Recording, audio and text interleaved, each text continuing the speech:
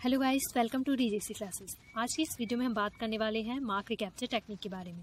ये population ecology की एक टॉपिक है जिसके थ्रू हम देखेंगे कि ये टेक्निक होती क्या है, इसका यूज़ कहाँ और क्यों होता है, और साथ में हम देखेंगे कि इसमें एक फॉर्मूला होता है, तो उस फॉर्मूले का यूज़ करके क्वेश्चंस को कैसे सॉल्व करने हैं वो भी हम इस वीडियो के थ्रू देखेंगे।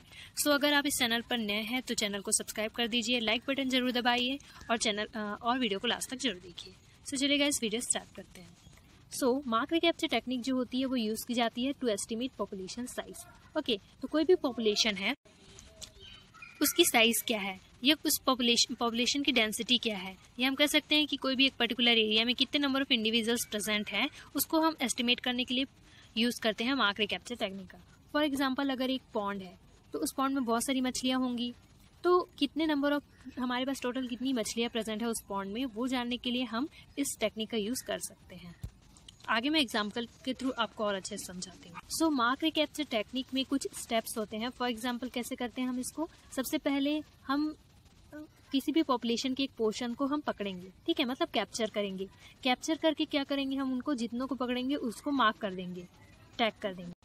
अब उनको मार्क करने के बाद हम क्या करेंगे, रिलीज कर देंगे, छोड़ देंगे कि जाओ भाई जी लो अपनी जिंदगी, ठीक है। तो हमने क्या किया, सबसे पहले तो कैप्चर किया एक पर्टिकुलर पोर्शन को, मतलब एक पॉपुलेशन की कोई भी, मतलब ऐसी ही रैंडम सा साइज हम लोग लेके, जैसे 10 हो गया, 20 हो गया, ऐसा हमने पकड़ लिया और उसको क्या कर दिया, मार्क करने के बाद हमने उनको छोड़ दिया। भाई छोड़ने के बाद क्या करेंगे, हम बाद में फिर से दूसरे दिन हो गया या एक मंथ बाद, जैसे भी हो, हम उनको फिर से पकड़ेंगे, उसको क्या कहेंगे, रिकैप्चर। तो अब जब उसको रिकैप्चर करेंगे तो हम उसमें देखेंगे कि यहाँ पे हमारे पास मार्क्ड वाले कितने इंडिविजुअल्स हैं, और फिर हम इस जो नंबर मिला है उसको हम फॉर्मूले पे पुट करेंगे। फॉर्मूला हम आगे देखने वाले हैं, ठीक है। तो इतना आपको क्लियर हो गया कि इसमें करते क्या है। सबसे पहले अ portion of population is captured, सबसे पहले पॉपुलेशन के एक पोर्शन को हम कैप्चर करेंगे, फिर उसको मार्क करेंगे, देन उसको रिलीज कर देंगे। फिर रिलीज करने के बाद क्या करेंगे, later another portion is captured, फिर से दूसरा पोर्शन को हम पकड़ेंगे और उसमें देखेंगे कि कितने नंबर ऑफ मार्क्ड इंडिविजुअल्स हैं उस सैंपल में। तो फॉर्मूला होता है n equal to m into T upon R, ठीक है। अब यहाँ पे एन एम टी आर होता क्या है ये भी हम आपको बताते हैं। एन रिप्रेजेंट करता है टोटल पॉपुलेशन साइज को, जो हमको डिटरमाइन करनी है या एस्टिमेट करनी है कि एक पर्टिकुलर पॉपुलेशन है तो उसकी पॉपुलेशन साइज क्या है, ये हमको जानना है, ठीक है। तो उसको हम एन से रिप्रेजेंट कर रहे हैं। देन एम रिप्रेजेंट कर रहा है मार्क इनिशियली, मतलब हम फर्स्ट टाइम में रैंडम एक पोर्शन लिए हैं, तो कितने इंडिविजुअल्स को हमने पकड़ा है और मार्क किया है, वो रिप्रेजेंट कर रहा है एम। देन फिर टी रिप्रेजेंट कर रहा है सेकंड सैंपल को, मतलब सेकंड टाइम जब हम लोग रिकैप्चर कर रहे हैं तो कितने इंडिविजुअल्स को पकड़े हैं। देन फिर आर रिप्रेजेंट कर रहा है मार्क रिकैप्चर को, मतलब जब हम सेकंड टाइम रिकैप्चर किए हैं तो उसमें कितने मार्क्ड इंडिविजुअल्स थे उसको रिप्रेजेंट कर रहा है आर। अब मैं थोड़ा सा एग्जाम्पल के थ्रू समझाती हूँ तो ज्यादा इजीली समझ आएगा। फॉर एग्जाम्पल, हमको एक ये पॉन्ड है, ठीक है, इसमें बहुत सारी मछलियां हैं।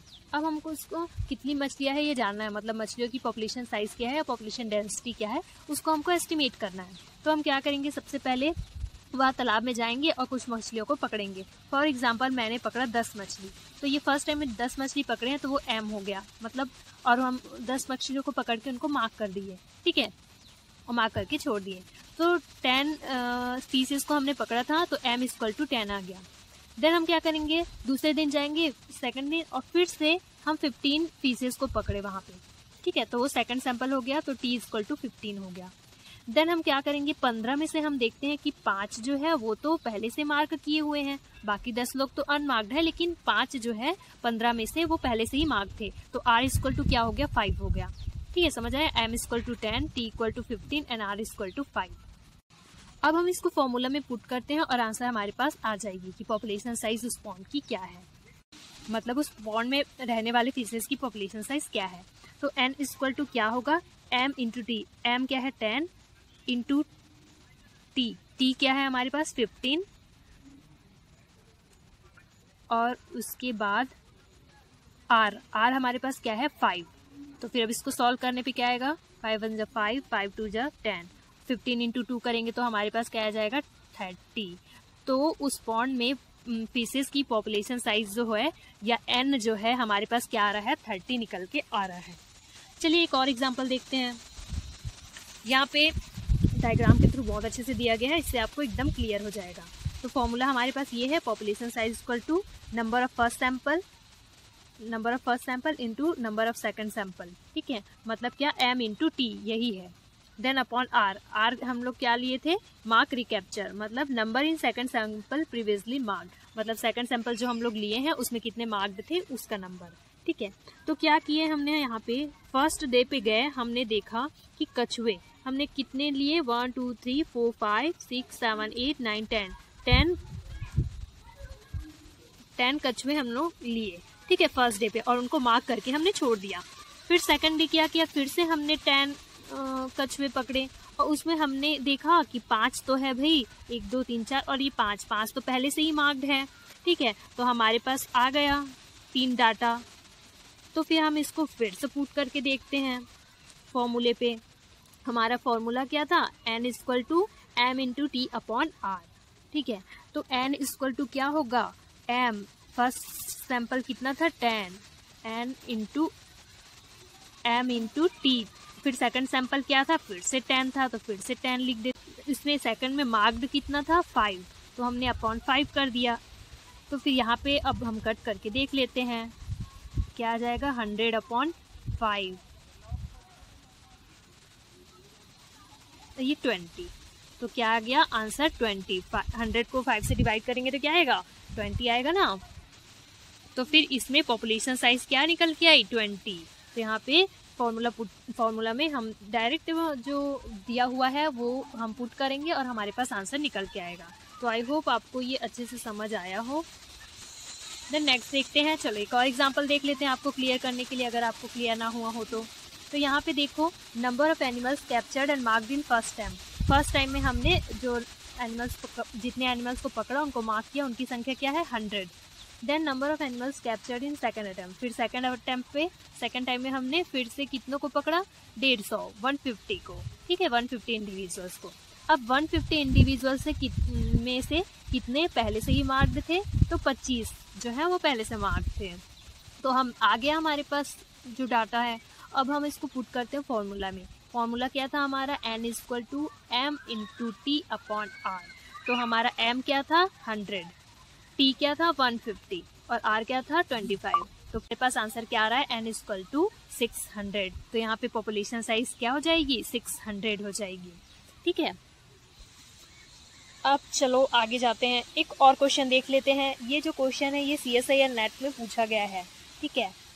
तो इसमें हम क्वेश्चन को पढ़ते हैं। In an experiment to determine the number of rats in a field, कोई एक फील्ड है उसमें कितने रैट्स हैं वो हम डिटरमाइन करने के लिए क्या करते हैं, 80 रैट्स वर इनिशियली कैप्चर्ड, सबसे शुरू क्या किए 80 को हमने पकड़ा, तो 80 क्या हो गया, m हो गया, ठीक है, m हमारे पास 80 दिया हुआ है भाई। देन उसको मार्क किया और छोड़ दिए। फिर आफ्टर 1 मंथ, 1 मंथ के बाद हमने क्या किया, फिर से 100 रैट्स को पकड़े, तो फिर 100 क्या हो गया हमारे पास, t, सेकंड सैंपल का साइज, ठीक है। अब इस 100 में से कितने मार्क थे वो बताया होगा। सो of which 20 were previously marked 1, तो हमारे पास r क्या आ गया 20। तो अभी हमारे पास डेटा आ गया है, अब हम इसको फॉर्मूला में पुट करेंगे, आंसर हमारे पास होगा। तो based on the above observation estimated population size of the rats in the field will be, क्या होगा ये पूछ रहा है। तो चलो भाई हम इसको सॉल्व करके देखते हैं।